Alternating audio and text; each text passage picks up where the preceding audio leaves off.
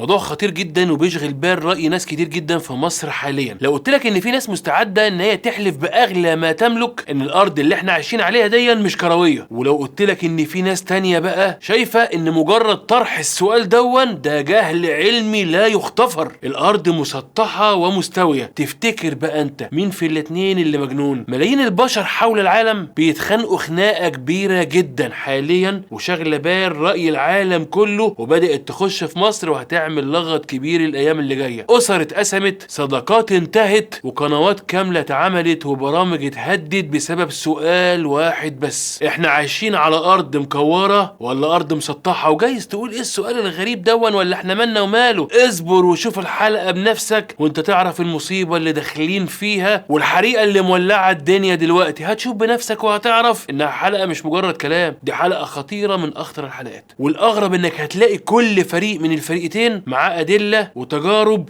وشهود، وكل واحد فيهم بيقول لك انا خلي بالك معايا الحق. النهارده بقى المحكمه هتبدا، وانت بقى حضرتك هيئه المحلفين، وعلشان تعرف اصل الحكايه تابع معايا. هي ايه الحكايه دي بالظبط؟ طول عمرنا في المدارس اخدنا ان الارض كرويه، وفجاه واحنا قاعدين في امان الله لا بينا ولا علينا طلعت لنا ناس، ومش اي ناس، ده ناس مهمه جدا وليهم تقولهم في العالم. بيقولوا لنا ايه بقى الناس دي؟ استنوا بس علشان انتوا اتضحك عليكم طول عمركم في الدراسه ومن اول يوم في عمركم. كل اللي اتعلمتوه في المدارس في شنك. لو كانت ناسا اللي انتوا طالعين بيها السما دي وكاله ناسا، ولا الخرايط اللي انتوا درستوها وعرفتوها دي من الاصل خرايط، والارض يا حلو اللي انت عايش عليها دي مسطحه. طب قبل بقى ما نمسك في خناق بعض ونشوف ايه اللي هيتقال ده، ما تيجي بقى كده نجيب الحكايه من اولها علشان نعرف اصلها وفصلها، ونعرف مين هو اول واحد خطرت في باله الفكره دي او وصل لايه عشان يقوله لنا. الانسان القديم في بدايه الحضارات كان معتقد بل ويجزم بان كوكب الارض هو مسطح تظلله قبه سماويه. الارض ايه؟ حاجه كده مفروشه وعليها فوق مغطياها سما. وده خلي بالك ما كانش اعتقاد حضاره واحده، ده فضل الكلام راسخ وممتد لحضارات كتير جدا لغايه لما نوصل لبلاد الرافدين. بلاد الرافدين اللي احنا عارفينها ونسمع عنها في مدارسنا تصوروا بان كوكب الارض مسطح يطفو فوق محيط شاسع وتغطيه قبة صلبة على شكل نصف دائرة اللي هي السماء يعني. أما بقى لما نوصل لمصر القديمة، المصريين القدماء بكل ما أوتوا من علم وحضارة اعتقدوا أن الأرض عبارة عن صندوق مستطيل أو برضه مسطح تحيط به المياه والسماء بتاعته مقببة. الله، يعني حتى المصريين القدماء بحضاراتهم بعلمهم توصلوا أن الأرض مسطحة. طب في الصين طول عمر الصينيين برضه ليهم رأي وليهم حكمة. الصينيين القدماء قالوا ايه بقى؟ كانوا شايفين بقى ان السماء هي اللي دايره والارض هي مربعه، واعتبروا برضو ان الارض جسم مسطح غير متحرك. ركز في الكلام اللي كل الحضارات القديمة قالوه، تعالوه السماء. الحضارات دي كلها كانت بتجاوب على سؤال واحد بس: احنا عايشين على ايه بالظبط؟ وطبعا قبل اكتشاف التلسكوبات والاقمار الصناعية كان الانسان بيفسر كل حاجة بعينيه المجردة. ولو طبعا حضرتك بصيت بعينيك هتشوف الارض مفرودة قدامك وعمرك ما هتحس باي انحناء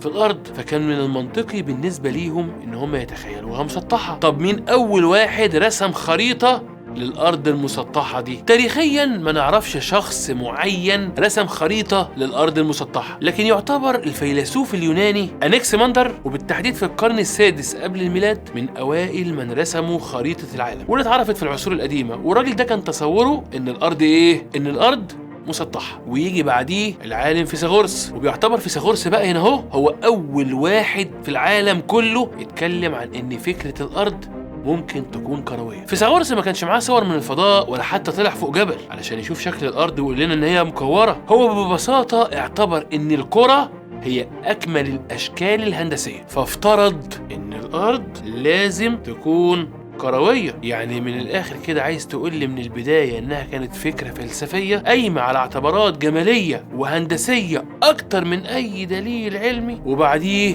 جه أرسطو، وبالتحديد في القرن الرابع قبل الميلاد، وده بقى استنتج إن الأرض كروية، بس استنتج باستنتاج تاني خالص مش زي أخينا الأولاني بتاع الشكل الجمالي والهندسي. أرسطو قال إيه؟ أرسطو قال إن الأرض كروية وربطها بخسوف القمر، عشان كان بالنسبة له بيظهر ظل الأرض على القمر على شكل دايرة أو هلال. وكمان أرسطو لاحظ تغيير مواقع النجوم في السماء، وخصوصا لما بيسافر مسافات طويله. اما بقى العالم اروتوستينس، وبالتحديد في القرن الثالث قبل الميلاد، وطبعا ده كان عالم يوناني متخصص في الفلك والرياضيات. وخد بالك الراجل ده لازم نبقى عارف اسمه. هتقول لي هعرف اسمه ليه؟ انت عارف تنطقه اصلا؟ هقول لك ده كان اول مدير لمكتبه اسكندريه. خد بالك ان الراجل دون استغل تعامد اشعه الشمس في اسوان وعدم وجود ظل ليها مقارنه بوجود ظل في اسكندريه في نفس الوقت، وده عشان يحسب محيط الارض بدقه مذهله، ويبتدي يحل بقى مفهوم كرويه الارض محل المعتقدات القديمه بتاعت الارض مسطحه واللي اتعملت عليه الخرائط العالميه الاولى. ويجي بقى بعديه واحد اسمه ابو ريحان البيروني في القرن بقى العاشر الميلادي، ويتمكن بعبقريته الفذه من اثبات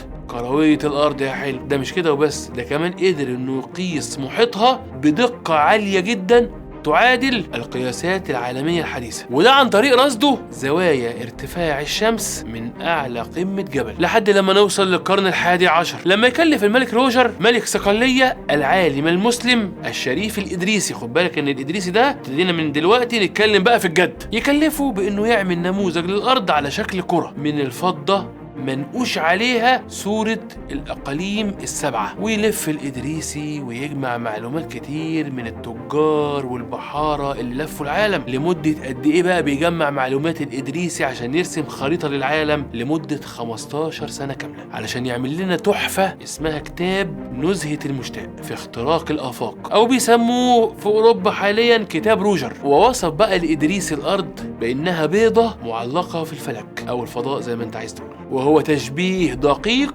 يعبر عن كروية الأرض. وقام راسم الإدريسي خرايط بناء على النظرية دي، والخرايط دي كانت دقيقة جدا جدا لدرجة إن البحارة اعتمدوا عليها اعتماد كلي في كل رحلات سفرهم. لكن الغريب والعجيب فيها إنها برغم دقتها إلا إنها كانت خرائط مقلوبة رأسا على عقب. فاهم الكلمة ولا مش فاهمها؟ يعني الخرائط اللي رسمها الإدريسي كان الجنوب فيها فوق والشمال فيها تحت، لحد بقى لما يجي عمنا مين؟ ماجلان. اوعى تقول لي انك ما تعرفوش، ده اللي لف العالم كله على رجليه، وبالتحديد في القرن السادس عشر ميلادي هو بنفسه يقوم بأول رحلة بحرية يطوف فيها الأرض كلها، وأثبت علميا بأن الإبحار في اتجاه واحد مستقيم يمكن من خلاله العودة لنقطة البداية. فاهم الكلام ولا مش فاهم؟ وبكده تبقى الأرض إيه؟ بالدليل القاطع من وجهة نظر ماجلان كروية بنت كروية. بس يتطور العلم أكتر وأكتر لحد لما نوصل لسنة 1892 تظهر خريطة لواحد اسمه غليسون، وصاحبنا دون رسم الخريطة دي،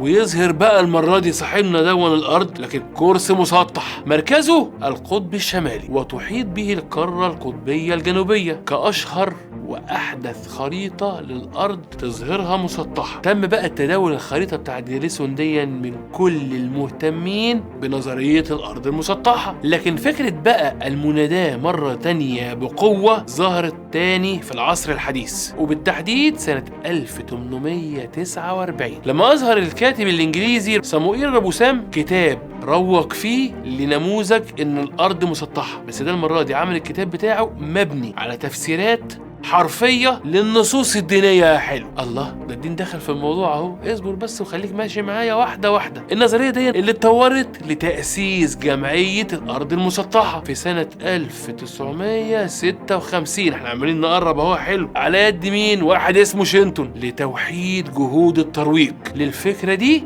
في أوروبا كلها، لغاية لما نوصل لمين؟ حبايبنا بقى العالم العربي، لحد لما نوصل لظهور الإنترنت والأقمار الصناعية ومواقع التواصل الاجتماعي. اتحول كل الكلام دون إلى نظرية مؤامرة شاملة يتم الترويج لها، وابتدى بقى أعداد اللي بيؤمنوا بالكلام دون وبيأيدوه يبقى في السماء. طب هم بقى ايه اللي خلاهم يقولوا كده ويرجعوا تاني يقولوا لنا كل اللي اتعلمتوه في المدارس ما حصلش والارض مسطحة؟ خد بالك الحقيقة ده كذا حاجة مش حاجة واحدة بس. خد مني بقى اللي جاي. الناس دي قالت كلام خطير ولازم تديله ودنك وتفسره بنفسك وانت اللي تحكم يا حلو، عشان اللخبطة دلوقتي بقت للركب. قال لك ايه بقى الناس دي؟ عد معايا. 1. ليه رحلات الطيران اللي بتطلع من امريكا الجنوبيه لاستراليا مش بتروح مباشر، رغم ان المسافه على الخريطه باينه انها مسافه قصيره ومش بعيده، وبتضطر الرحلات دي انها تلف الكرة الارضية تقريبا في رحلة مدتها 16 ساعة طيران في مسافة باينة على الخريطة انها قصيرة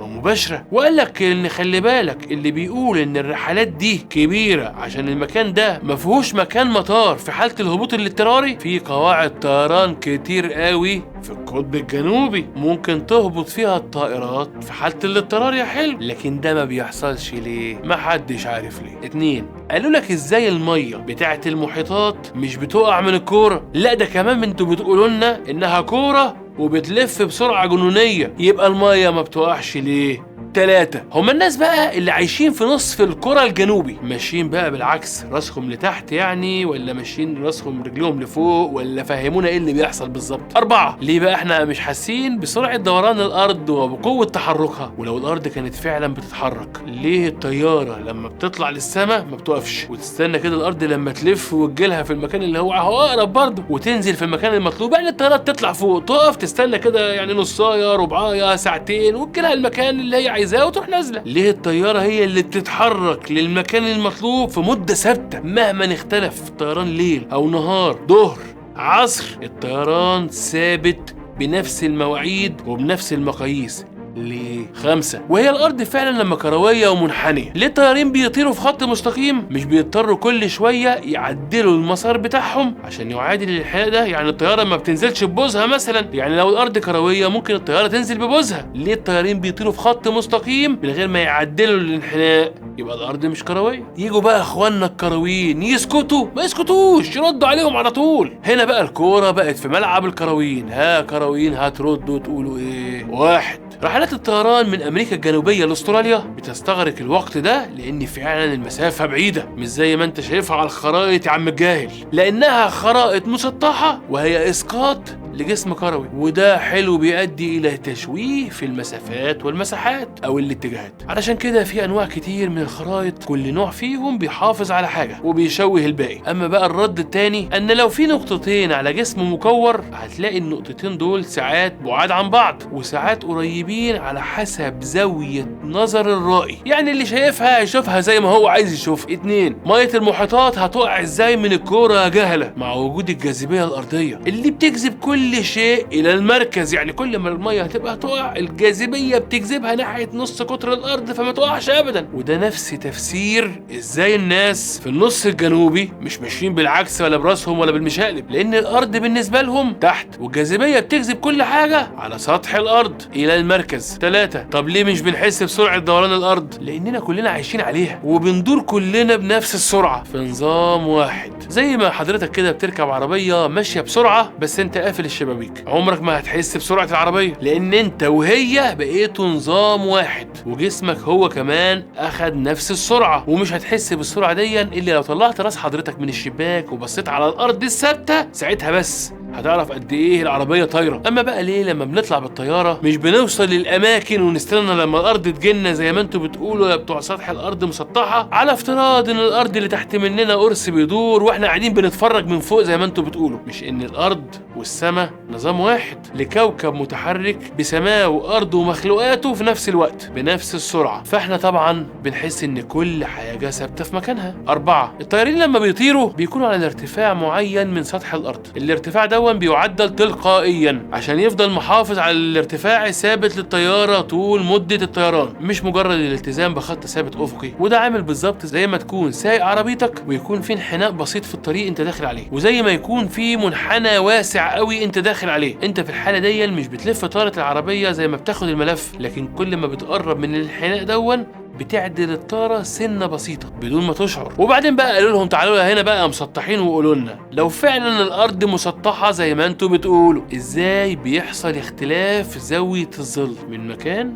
للتاني. ده لو كانت الارض مسطحه والشمس على مسافه واحده، عمر ده ما هيكون منطقي. يرد بقى هنا عليهم المسطحين ويقولوا لهم استنوا بس، احنا لسه ما قلناش حاجه. مين قال ان احنا قلنا ان الشمس على مسافه واحده؟ الشمس هي كمان بتنتقل في حركتها على 3 مدارات، واختلاف زاويه الشروق والغروب وحركه الشمس نفسها هي سبب اختلاف زاويه الظل. وانتقال الشمس بقى ما بين المدارات دي هو اللي بيسبب لنا اختلاف في فصول السنه. 2. طب والليل والنهار بيحصل ازاي لو الارض مسطحه وثابته وما بتلفش؟ قال لك ما احنا قلنا الشمس هي اللي بتلف، وان الارض دي كبيره جدا وثابته والشمس صغيره بالنسبه لحجم الارض، فالجزء اللي بتيجي عليه الشمس هو اللي بيبقى نهار والباقي بيبقى ليل. زي لما يبقى عندك كده اوضه كبيره ضلمه وانت معاك كشاف ولا فانوس صغير ماشي عمال تلف بيه حوالين الاوضه، المنطقه اللي بيجي عليها نور الكشاف بتنور والباقي بيفضل ضلمه. 3. ويجي بقى هنا اخواننا المسطحين ويفجروا لنا مفاجاه ويقولوا لنا ازاي لو الارض كرويه بنحدد اتجاه القبله؟ ما هي لو كوره هيكون الاتجاه وعكسه صح. وازاي لما الارض بتدور بنشوف النجوم كل يوم في نفس اماكنها وبنسترشد بيها زي ما القرآن بيقول لما بنكون تايهين؟ طب الاقمار الصناعيه اللي في الفضاء دي ثابته ولا بتدور؟ ولو هي ثابته واحنا اللي بندور يبقى مش هيجي لنا تغطيه منها، ما هي ثابته واحنا اللي بندور. ولو بتدور الاقمار الصناعيه حوالين الشمس بسرعه الارض، طب جايبه المحرك ده منين؟ وجايبه الطاقه دي منين؟ ايه هو سر الهبوط الاضطراري لرحلات معينه وبيكون في اماكن غريبه بعيده تماما عن مسار رحلتها في خرائط بتاعت الارض كرويه؟ وهل فعلا خريطه الارض الحقيقيه هي اللي مرسومه على علم الامم المتحده؟ ولما الجاذبيه شديده قوي كده وبتشد المحيطات لتحت مش قادره انها تشد منطاد، سخنا له شويه هوا والموضوع بقى جدال كبير جدا بين النظريات العلمية للكروين والردود المشككة ونظرية المؤامرة اللي بيروج ليها أصحاب رؤية الأرض المسطحة. بس السؤال هنا، هل فعلا إحنا مضحوك علينا ومفيش حاجة اسمها ناسا ولا حد طلع القمر والأرض فعلا ثابتة وما بتلفش؟ وكل الصور دي بتاعت الأرض الكروية اللي بتلف حوالين نفسها مشاهد تمثيلية تم تصويرها في استوديوهات واتعملت علشان تقنع الناس بكروية الأرض وإنها جزء من المجموعة الشمسية بتلف حوالين الشمس اللي هي عبارة عن كتلة نار، الشيطان مخلوق من نار والأرض هي التراب اللي مخلوق منها آدم، وإنها نفس الحكاية القديمة لما الشيطان قال لآدم أنا أفضل منك، وده كله لصالح انتشار فكر المحفل الماسوني. ماسوني؟ احنا وصلنا للماسوني؟ احنا وصلت بينا نظرية المؤامرة ما بين كروية ومسطحة للفكر الماسوني؟ لا، طالما بقى هنا وصلت الفكرة لكده احنا بقى نرجع لديننا وكل من ليه نبي يصلي عليه. علشان كده الكل راح جري على مين؟ على علماء الدين. احنا كمسلمين قلنا هل فعلا في القرآن ما يثبت ان الارض كروية او مسطحة؟ تلاقي رأي دين بيقولك ان ما فيش في القرآن ما يستدل عليه من تسطح الارض او كرويتها، لكن نلاقي رأي تاني بيقول لا، في ايات صريحة بتدل على تسطح الارض زي قوله تعالى والى الارض كيف سطحت، وربنا كمان بيقول والارض مددناها وألقينا فيها رواسي. يعني القرآن بيقول إن الجبال عشان تثبت الأرض، وربنا برضو بيقول والله جعل لكم الأرض بساطا. يقوم رادت جمهور المفسرين بإن كلمة سطحت تعني مهدت وبسطت وعلشان تبقى صالحة لمعيشة البشر عليها، وفي المقابل بيستدلوا بقى على كروية الأرض لقوله تعالى يكور الليل على النهار ويكور النهار على الليل، والتكوير هو اللف على هيئة كرة، وده مش هيحصل بقى إلا إذا كانت فعلا الأرض كروية. ورأي رابع بيقول مسطحة ولا كروية ولا حتى تطلع مثلثة، ده عمره ما هيفرق في الأحكام الشرعية للدين في شيء. لكن في النهاية سواء خرجت من الحلقة إن الأرض كروية أو مسطحة أو حتى على شكل بطاطساية ولا بيضة، فالحقيقة الثابتة في القرآن الكريم إن ربنا سبحانه وتعالى خلق لنا الأرض وجعل الإنسان عليها خليفة وأمرنا بالتدبر والتأمل في آيات الكون علشان نعرف قد إيه عظمة الخالق وقدرته، وأمرنا إن إحنا نعمر الأرض دي ونعبده فيها سواء عرفنا شكلها أو لم نؤتى من العلم إلا قليلا. والعلم عند العلام يوم الدين.